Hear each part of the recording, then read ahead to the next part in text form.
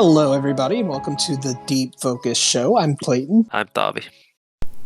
And today we're going to be taking a little break from our director series this week, and instead we're going to be counting down the top 5 Tom Cruise performances just in time for the latest release of Top Gun Maverick. He's without a doubt one of the biggest action stars out there. We're going to list our top 5. So I want to preface by saying I haven't really seen either of the Top Gun movies. I know you have, Taavi, so I'm curious if it's going to Yeah. be on your list.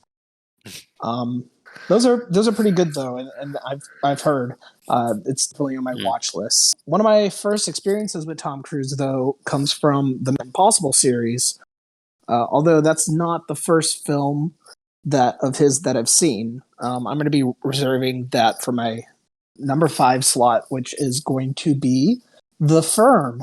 Yep, Tom Cruise, he plays a Mm. recent law graduate in this one. I think it's his earliest film that I have on this list. It's hard for me to not put a performance where someone is portraying a lawyer in a top 5 performance because usually those roles are pretty easy to knock out of the park, in my opinion. Tom Cruise plays McDear. I think his character is filled with both wit and endurance as he tries to save his life and the firm itself. I think this is a great ensemble cast. You have Ed Harris, Gene Hackman, Jeanne Triplehorn. They really propel Cruise's performance to for him to deliver a top-notch one. That's going to be kind of a main theme in this bottom half of my top 5 is that Cruise is really good at excelling in a big ensemble cast, in my opinion. It was really hard for me to find like a really good standout, but I do have a couple of those. Taavi, you can go next. What's your number 5? Okay, haven't seen that film, unfortunately, but it's gonna be the newest film he's got, Top Gun Maverick, which is now in the cinema.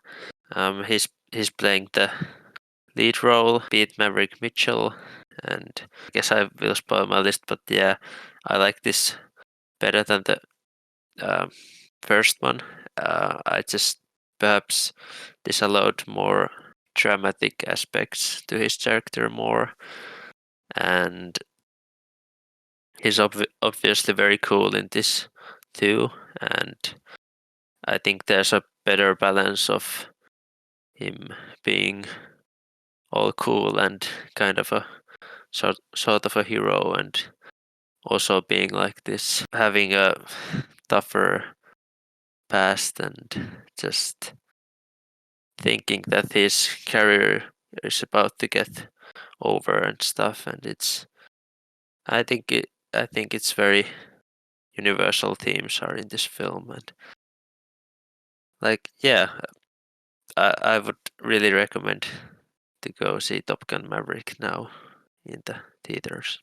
Yeah, especially while it's still out there in the cinema. Mm. It's always good to Yeah. support the director's vision that way. I am curious whether you're going to have the original Top Gun on here, even though I know you like Maverick better, but I guess we'll see. My Mm. next one, number 4, this is mainly backed up by the direction of this film, I think. It has a huge ensemble cast, and Tavi, you can probably guess where I'm going with this. I have the movie Magnolia. It's split into different acts for each of the ensemble casts and each of their characters, which really helps. The self help character Tom Cruise plays in this film, I think, really encapsulates the spirit of Tom Cruise himself in real life. Putting aside his connection with Scientology, I think Tom Cruise is pretty riveting with hilariosity in this performance as self help guru Frank T.J. Mackey to the point where there's actually degrees of honest sincerity here. And can't say I feel bad for his character, but it did make me feel something. But yeah, as Frank T.J. Mackey would say, respect the cock and tame the cunt. That's my number 4. Yeah, nice. Yeah, my next one is from the mid 90s. It's directed by Cameron Crowe, and it's Jerry Maguire. This is Tom Cruise leading a like a romantic comedy drama film. I always really enjoyed Jerry Maguire, and I guess these sort of films are kind of my guilty pleasures. I guess it's most of has to be of him trying out a new thing and still being excellent in it. Pick for number 4. Yeah, that's one of Cameron Crowe's movies that I have yet to see Yeah, yeah. so far. It's definitely on my watch list though. And Mm. also one of the few Tom Cruise movies that I've seen. I've seen most of his films. I haven't seen Mm. all of the Mission Impossible series though, admittedly. But I am putting a Mission Impossible movie at my number 3. I think this is the best movie in the franchise that I've seen. I've got Mission Impossible Fallout. It's probably the darkest of the Mission Impossible movies, but I think Tom Cruise really is good at investing the audience into the story here, as well as giving an off the wall, riveting action performance. He's firing on all cylinders here with like the stunts, and I think the ending of this film is pretty remarkable in a sense. It's another movie that also has good ensemble characters, which propels Tom Cruise's performance. The next two movies I have is less of an ensemble piece and more of a character-driven study, I feel like. But yeah, that's my number 3, Mission Impossible Fallout. I haven't seen that. Like, I remember when it came out, I was supposed to go see it, but I never did. But yeah, I really enjoy Mission Impossible films that I've seen. I haven't seen all of them. Perhaps we'll rank all of them one day or something. Yeah, yeah, Who knows? perhaps. Yeah, it would be fun. So my next one is the oldest film I have, and I'm going to the 80s now. This is very late 80s. This is the Oliver Stone film, Born on the 4th of July, and it's an biographical Vietnam War film, and um, he's he's playing Ron Kovic, and it's like this sort of anti-war film that he's playing in multiple eras of his character, which happened to be obviously in real life.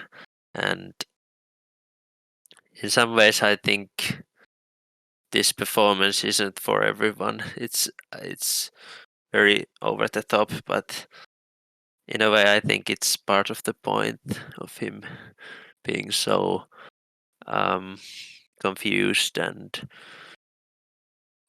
having a huge trauma about the war he's serviced at, and also I guess the Vietnam War was very controversial in the US, so I guess he has to face other factions when he came back. He's more of a villain of sort of, and but it's a very interesting film. Like I yeah, Oliver Stone. I really like him, and yeah, Born on the 4th of July is my third pick. Yeah, it's that's pretty cool. I think it's interesting that you have a war film at your number 3 because that's a perfect segue into my number 2. This is not a war film, but I want to just start off right off the bat by saying that I think war movies are probably not my least favorite, but my second to least favorite genre of movies.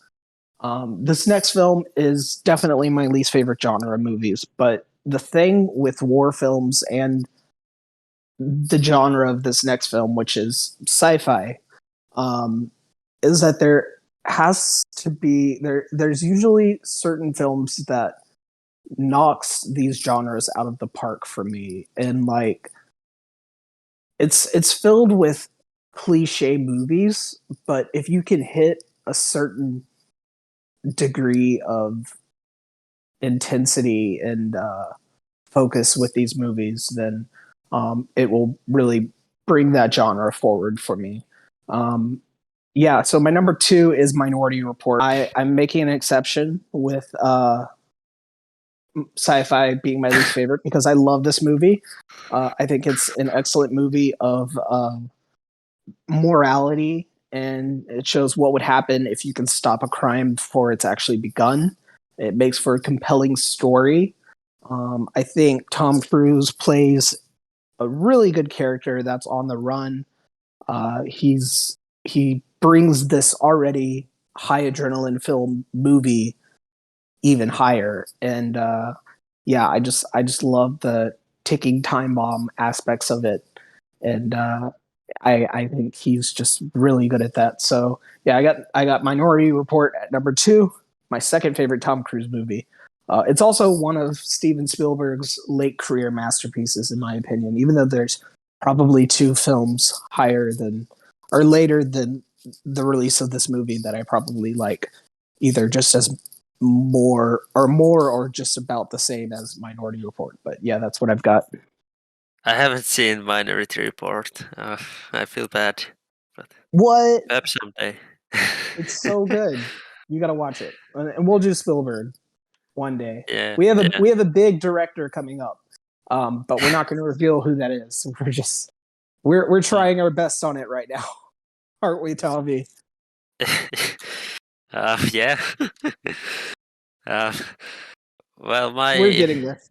yeah, my number 2 is a film we already spoke about in this channel, and it's Eyes Wide Shut, and Stanley Kubrick film, and this is another Tom Cruise lead role, and um, yeah, I really really loved this film, and it's a difficult to say which part, because in some ways I think Tom Cruise is one of my favorite aspects of the film, and in some other ways I think Kubrick himself is the greatest thing about this film. But I think he's just excellent in the film, and he has to face a lot of odd circumstances happening around him when he hears about the affair his wife had a year ago, um, and he has to question most things about him, and we see him wandering around with his emotions and trying to find out what he wants out of his marriage and life and so on. Yeah, just yeah, like I highly recommend Ice White Shot, obviously, and Tom Cruise and Nicole Kidman are a great pair in that. So yeah, Ice White Shot number 2. Yeah, I mean that's not bad. That probably would make my honorable mentions. Perhaps Yeah. number 6. I feel like Nicole Kidman is more of a standout performer in that movie, personally, and like you were saying, I Mm, think the direction certainly helps, and honestly, the screenplay of that movie, I think, is really what brings it mm, forward. Tom Cruise, he's good, but um, I like the yeah. chemistry he has with Nicole Kidman.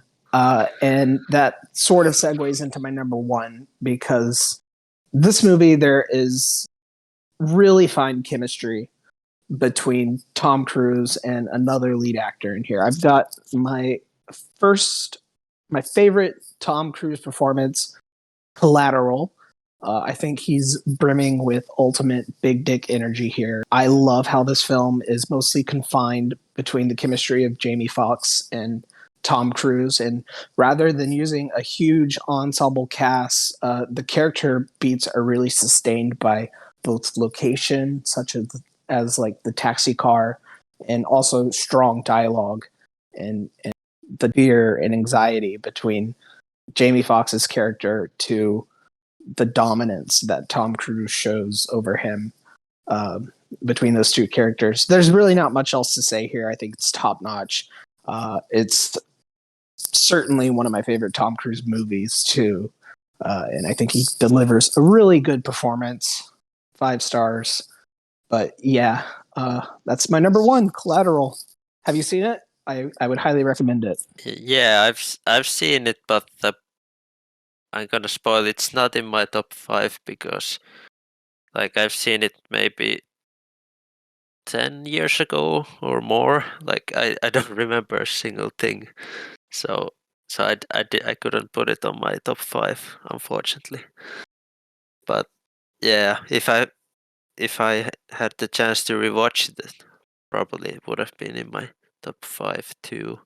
So I think I know what your number one is going to be, Yeah, but you I'm going to already let you say it. yeah, you already mentioned it. It's the Paul Thomas Anderson film Magnolia. I guess it's funny that all my other picks have been um, lead roles, and now my number one is a supporting role. But yeah, I think you nailed with the description of his character, and there's really nothing to add, I would say. I just always thought this is my favorite Tom Cruise performance, and I I rewatched it a little bit from YouTube, some of his scenes, and especially the um, deathbed scene with his father always gets me, and it's a Oh yeah, for what sure. a yeah, it's a roller coaster of emotions in that scene. So beautiful, and but yeah, Magnolia was easy number one for me, and like, but there's obviously a lot of great performances in that film. Hopefully we do Anderson someday.